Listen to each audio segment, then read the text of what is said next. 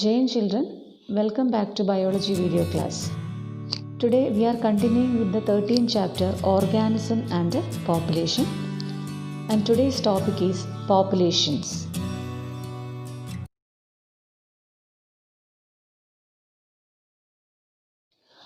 Population is the total number of interbreeding individuals of a species found in a geographical area at a particular time. Next comes the different characteristics of a population. Number 1, population density. Population density of a species is the number of individuals of a species per unit area or volume. About population density we will study detail in the last session of the class. The second characteristics is birth rate or natality. It is expressed as the number of birth per 1000 individuals of a population per year. Birth rate or natality. It is the number of birth of new individuals per unit of population per unit time. For example, in a pond there are 20 lotus plants last year, and through reproduction 8 new plants are added. Then the current population becomes 28. Then what is the birth rate? How will you calculate the birth rate? So in order to calculate the birth rate, the equation is number of plants that are added divided by number of plants that were already present. The number of plants that are added through reproduction is 8, and which is divided by the total number of individual, which was 20. So 8 divided by 20, that is 0.4 offsprings per lotus per year. Listen, suppose if there is a question is coming like this one, we have to write 0.4 offsprings per lotus per year, because it is asked to calculate the percentage of birth rate per year. Third one is death rate or mortality. Death rate or mortality is the number of loss of individuals per unit population per unit time due to death or due to different environmental changes like competition or predation. Example, if a laboratory of population of 40 individuals, 4 fruit flies died during a specified time interval, and that time interval is a week. Then calculate the death rate. So how will you calculate the death rate? So the death rate is calculated by number of individuals which died divided by total number of individuals which was present. So here the number of individuals which died per week is 4. So 4 divided by 40, which is equal to 0.4 individuals per fruit fly per week, because this death rate happens within a week. So 0.1 individuals per fruit flies are dying per week. So this is the answer. The fourth characteristics of a population is sex ratio. Sex ratio is expressed as the number of females per 1000 males of a population in a given time. Now look at the sex ratio for Kerala is 1.084, that is 1084 females per 1000 males, while the national figure is 0.940. The fifth characteristics of a population is age distribution. Ecologically, a population has 3 age groups. They are pre-reproductive individuals, reproductive individuals, and post-reproductive individuals. Now we are going to study population density in detail. Population density is a measurement of population per unit area of a place. For example, the population in Japan is 12.68 crores, where the population density is 350 people per square kilometer. While in USA, the population is 32.57 crores, where the population density is 147 people per square kilometer. So through this you can compare what is the difference between the population and the population density. In order to calculate population density, number of peoples are divided with the land or area. For example, if there are 1,45,000 people in a city and the urban area covers 9 square kilometer, then the population density of this city can be calculated as 1,45,000 divided by 9 square kilometer, and the value is 16,111 people per square kilometer. The different factors affecting population density are natality, mortality, immigration and emigration. Here natality is otherwise called birth rate, and this natality will increases the population density. Here you can see a plus sign between natality and population density that indicate natality will increases the population density. Then comes mortality or death rate that will reduces the population density. So in between population density and mortality there we can see minus sign. Then next comes immigration. Immigration indicate the number of individuals which are added to a population. So immigration will also increases the population density. So in between immigration and population density there we can see positive sign. Next comes emigration. This is the number of individuals which are leave from a population. So emigration will reduces the population density. So in between population density and emigration there we can see minus sign. So these are the four factors that affecting population density. Based on these four factors, we can calculate the population density at the time t. Nt is equal to N0 plus B plus I minus D plus E, where N0 is equal to population in the beginning, B stands for birth rate, I stands for immigration, D stands for death rate, and E stands for emigration.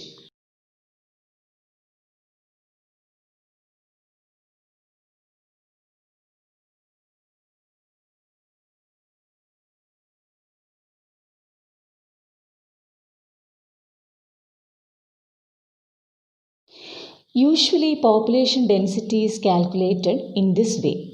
Number of individuals in a region divided by the size of unit area in that region, that is N divided by S. So usually population density is calculated by taking number as the parameter. But population density is not always measured in numbers.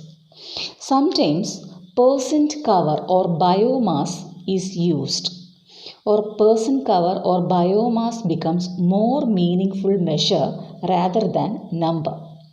Example, in an area with 200 Parthenium plants but only a single huge banyan tree with a large canopy is present. If total number is taken as a parameter to represent the population density, it will state that the population density of banyan is low relative to that of Parthenium amount, to underestimating the enormous role of banyan in that community. For some ecological investigation, relative densities are studied.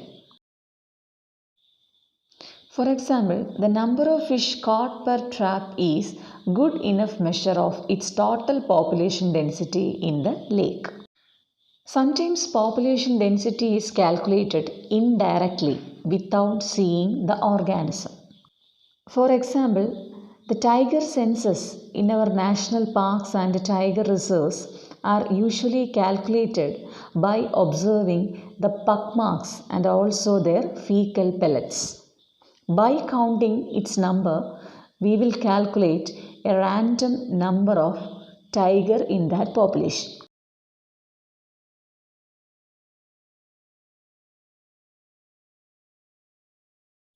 Next, we are going to study age pyramids. Age pyramids are the graphic representation of different age groups found in a population with pre-reproductive groups at the base, reproductive individuals in the middle, and post-reproductive groups at the top, which is called an age pyramid. There are three different types of age pyramids are present. They are triangular age pyramid, bell-shaped age pyramid, and urn-shaped age pyramid. First one is triangular age pyramid. In triangular type age pyramid, the number of pre-reproductive individual is very large. Number of reproductive individual is moderate, while the post-reproductive individuals are fewer. This type of population is growing. Example, the population growth in China, India, Pakistan, Bangladesh, etc. are showing triangular age pyramid. Next type of age pyramid is bell-shaped age pyramid. In this bell-shaped age pyramid, the number of pre-reproductive and reproductive individual is almost equal, and the post-reproductive individuals are comparatively fewer. Here, the population remains stable. As a result, the shape of the graph is like a bell. And the third type of age pyramid is urn-shaped age pyramid. Here, the proportion of reproductive age group is higher than that of the individuals in pre-reproductive age group. It shows a declining population with a negative growth. Here the growth model is like the shape of an urn. There we can see the bottom portion and topmost portions are very narrow. That indicate the least number of post-reproductive and pre-reproductive individuals. So these are the three different types of age pyramids. Next we are going to study growth models. There are mainly two types of growth models. They are exponential growth model and logistic growth model. First we can study about exponential growth model. This type of growth model occurs in a population where the resources are unlimited. The resources may be food and space, which are unlimited. So when the resources are unlimited, what happens? The population will increase, and that leads to exponential growth. So exponential growth occurs in a population where the resources are unlimited.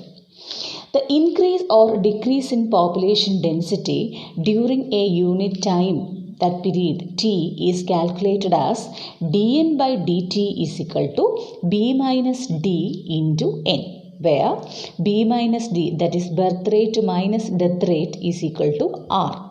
So then the equation becomes dn by dt is equal to r into n.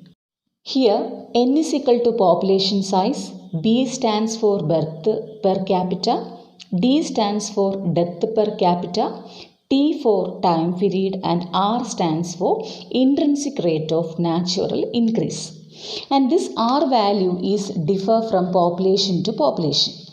In the case of Norway rat, the value of R is equal to 0.015, and for floor beetle the value is 0.12, and for human population in India the R value is 0.0205. The integral form of exponential growth equation becomes nt is equal to n0 into e raised to rt. Nt means population density after the time t, n0 is the population density at the time 0, r stands for intrinsic rate of natural increase, and e means the base of natural logarithm, which value is 2.71828. The graphical representation of exponential growth curve is seen here. Here time is taken on the x-axis, population density on y-axis. Here we know that the resources are unlimited, so the population will increase rapidly. So here we can see a growth which occurs very exponentially, and here the growth is exceeding carrying capacity. What do you mean by carrying capacity? Carrying capacity is the maximum possible number of organisms in a habitat with enough resources and beyond which no further growth is possible. So this is a maximum number of individuals that can be accommodated in a population. So here the resources are unlimited. So what happens means the population is exceeding carrying capacity. So the growth will be like this one, and the shape of the graph is J shape, and the growth is exceeding carrying capacity. Here you can see what do you mean by carrying capacity. It is the maximum possible number of organisms in a population with enough resources beyond which no further growth is possible. The other type of growth model is logistic growth. It is otherwise called a Ballast pole logistic growth. And this type of growth occurs in a population where the resources are limited. The food and spaces are very limited in quantity. And this model is more realistic in nature. So which is the realistic type of growth model? That is logistic growth model. And the shape of the graph is S shape or sigmoid shape. Here the growth will not exceed carrying capacity. And when n is plotted in relation to time t, the logistic growth shows sigmoid curve. The graphical representation of logistic growth model can be seen here. Here time is taken on the x-axis, population density on y-axis. Here you can see the carrying capacity, and the growth is, population growth is not exceeding carrying capacity. And here this growth has 4 phases. Initial, there we can see a lag phase. So that is called the initially lag phase. Then we can see a sudden increase in the population. That is called the acceleration phase. Then next we can see a deceleration phase where the growth began to slow down. And final is called asymptote one. Asymptote means it reaches the carrying capacity. So it not exceeding carrying capacity. At this phase, that phase is called asymptote. Asymptote when the population density reaches the carrying capacity. So here we can see the population density reaches the carrying capacity. And the equation is dn by dt is equal to Rn into k minus n divided by k. So here we know that this is population density at the time t is equal to R stands for intrinsic rate of natural increase, n stands for population density, and k represents carrying capacity. And human population growth is normally showing this sigmoid shape curve or S shape or logistic growth model.